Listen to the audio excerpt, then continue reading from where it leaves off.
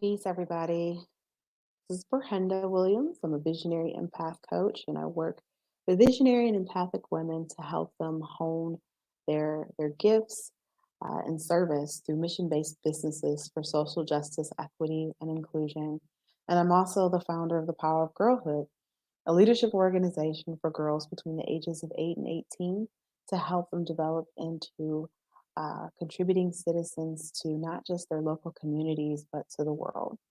And I just wanted to come in today, and yes, an acknowledgement of Women's Women's Day, and this is, of course, Women's History Month. But there's some things that have really been on my heart that I'd like to share in community. And one of those things is when I think about the evolution, where we are in our human evolution and the role that we all have to play in that human evolution. Um, I know many of us watched last night, Harry and Meghan, talk about their divesting from the royal family.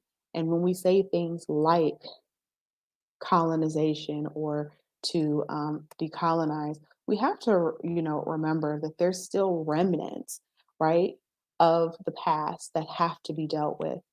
And as I thought about Megan's divesting from, and obviously the skin that she's in, she's a biracial woman, but we have to look at also historical context because according to the way things have played out historically is that when you have one drop of insert ethnicity, then you're the entire ethnicity. So she has one drop of black blood, then therefore makes her a black woman. And I think that as we have these conversations about unconscious bias and racism and institutionalized racism, the royals would be a perfect example of that. And so when I listened to Megan, um, so emotionally and so tenderly, um, and with truth and conviction, said, I chose to stand in my truth and who I am and all of who I am and divest from wealth and privilege because I can't be bought. It is unbought power. And so when we think about today, Women's Day, let us really call in and look at not just the extraordinary feats or acts or accomplishments.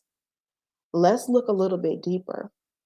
What are the constrictions that exist? What are the barriers? What are the obstacles? Looking at this systemic oppression of women and the feminine.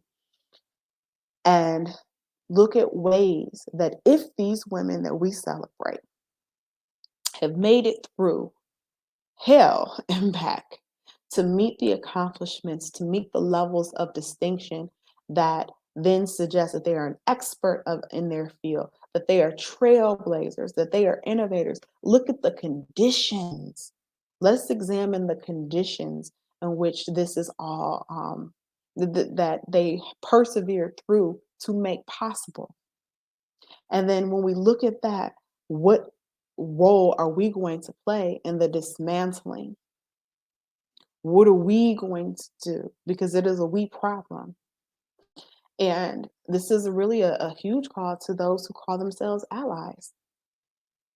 Allies, what are you going to do to deepen your commitment to the abolishment of systemic oppression, systemic racism, discrimination? What is your role and what is your action going to be?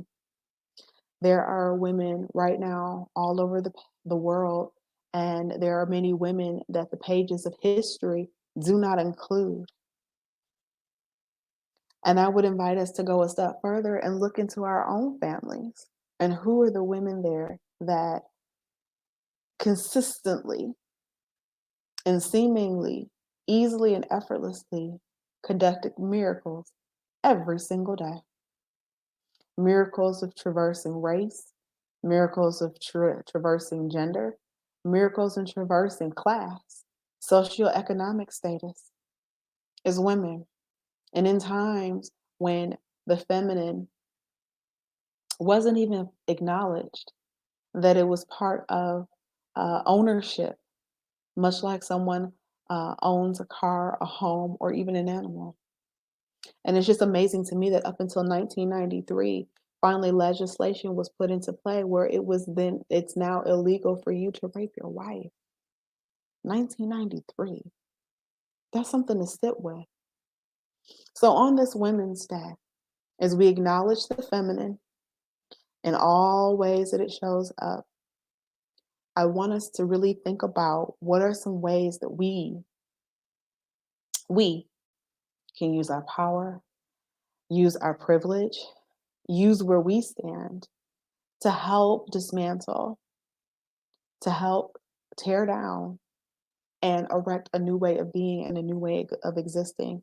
Um, One of my favorite Audre Lorde quotes: "The master's tools will never dismantle the master's house." So I'm inviting you into what are going to be the new tools that we're going to use to replace this old system. And that when we look at Women's History Month or even look at Women's Day, it becomes something that we acknowledge as much as we acknowledge our next breath, as much as we acknowledge the movement of our own bodies, as natural as the blinking of our eyes. What are we going to do to acknowledge the feminine? Because we know that a nation can rise no higher than its woman.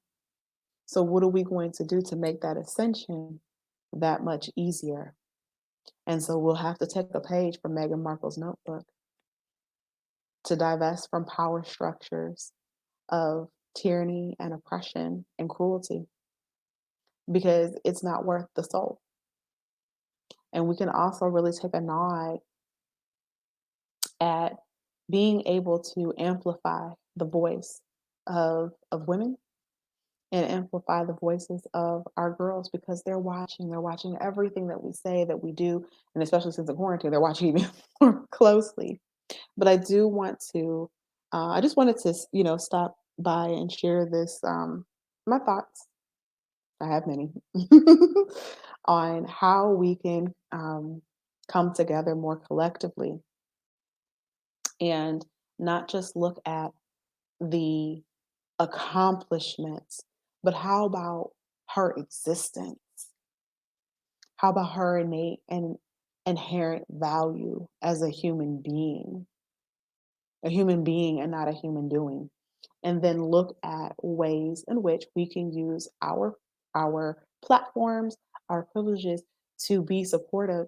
Because one of the biggest culprits of keeping infrastructures in place is when other women then subjugate and ridicule and demonize and harm other women.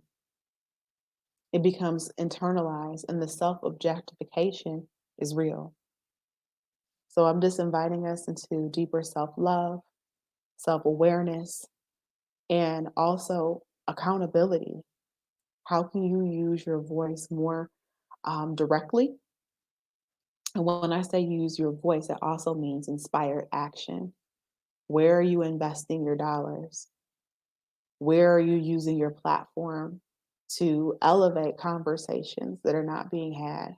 And I know that many of us are are working or in the middle of launches. For those of us who are coaches or entrepreneurs, you have projects and I'm sure places in which you have to show up. But it's also important to show up as the issues continue to arise, and as a leader, do something because it's not just what we say, but it's also what we do. We can have the best of intentions and have very minimal, lackluster, underwhelmed impact. So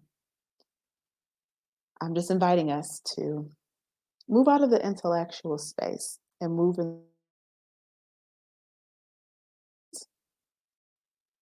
And with the heart, what is the wisdom there that is available to us? What are the areas of possibility and growth? And what is the benefit that can happen to all when we listen within so that we can change the world we see without. So, with that, happy Wednesday. And I'm inviting all of us to do our part and making a world that is more equitable, freer, safe, and that works for all, but especially for the feminine. Peace and blessings, you all.